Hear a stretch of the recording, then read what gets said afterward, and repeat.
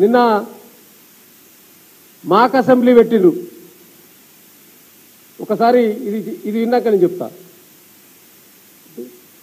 మాక్ assembly నిర్వహిస్తే ఒక విద్యార్థిని మాట్లాడే మాటలు. అధ్యక్ష, ముందుగా నేను మన రూలింగ్ పార్టీ ఈ బిల్ ప్రవేశపెట్టినందుకు నేను అభినందనలు తెలుపుతున్నాను. కానీ ఇప్పుడు పాయింట్కి వస్తే మన తెలంగాణ ఒలింపిక్స్లో ఎన్ని మెడల్స్ గెలిచిందో తెలుసా? 2024లో 0. 100కి 100 సార్లు 0. మన ఆర్యభట్ట కనిపెట్టిన సంఖ్యతో సమానం.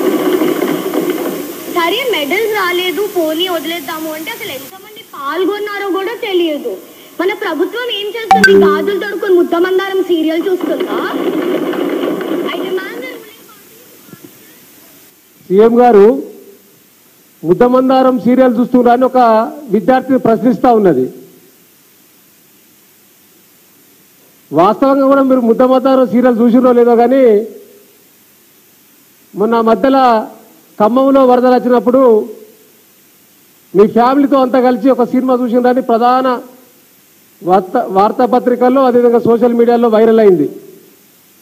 శనివారం అది సినిమా సరిపోదా శనివారం సినిమా అయితే చూసిండ్రు. ఆ విద్యార్థిని అడిగే ప్రశ్నకు మీ దగ్గర సమాధానం లేక వెకిలి నవ్వులు అవుతా ఉన్నారు. ఇంతకంటే మీ పాలనకు నిదర్శనం ఇంకేం కావాలి? అదేవిధంగా మీరు మాట్లాడే మీకే చూపిస్తున్నారు. నేనేం కొత్తగా మళ్ళీ దీన్ని కూడా కుట్ర అంటారు మీరు. బీఆర్ఎస్ పార్టీ ఏం చేసినా మీకు కుట్రలాగానే కనిపిస్తుంది. ప్రజలు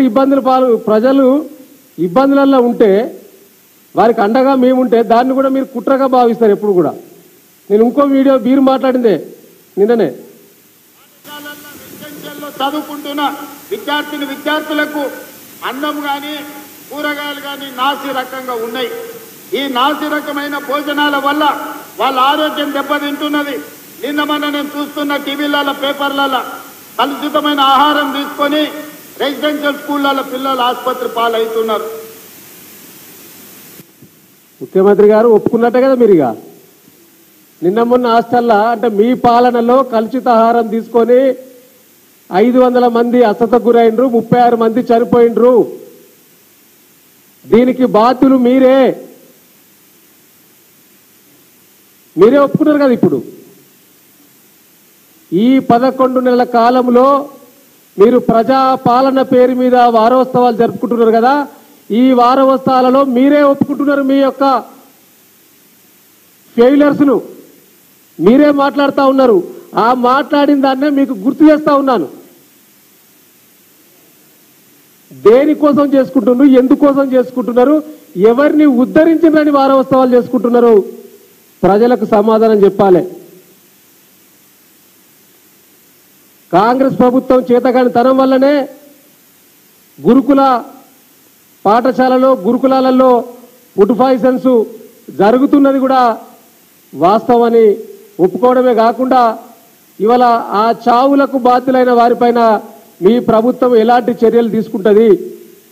గత బీఆర్ఎస్ ప్రభుత్వ హయాంలో గురుకుల పాఠశాలలు మౌలిక వసతులు ఏర్పాటు చేయడమే కాకుండా ఒక్కొక్క విద్యార్థి పైన 1,20,000 రూపాయలు ఖర్చు పెట్టి నాణ్యమైన పౌష్టికాహారాన్ని అందించడమే కాకుండా బ్రహ్మాండంగా చదువుకొని ఎవరెస్ట్ శిఖరాన్ని ఎక్కే విధంగా ఆనాటి కేసీఆర్ గారి ప్రభుత్వం సహాయ సహకారాలు అందిస్తే మీరు ఎవరెస్ట్ శిఖరం ఎక్కడం తర్వాత కానీ వాళ్ళు కనీస చదువు కూడా నోచుకోలేని